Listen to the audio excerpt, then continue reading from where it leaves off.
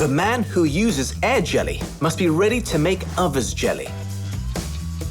First, blow dry your hair while brushing the back of your hand. Time for some action at the front.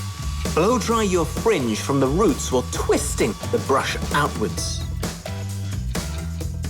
Go with a dab of jelly. That's far too much. This is your hair, not a kid's party. Use a pea-sized amount.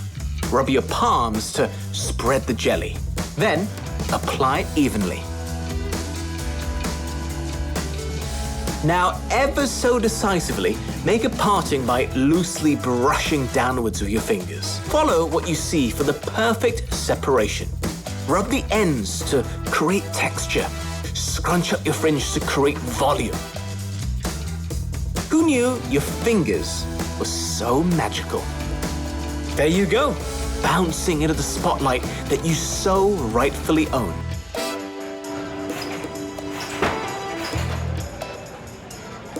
Ar Jely for Air Bounce Gloss.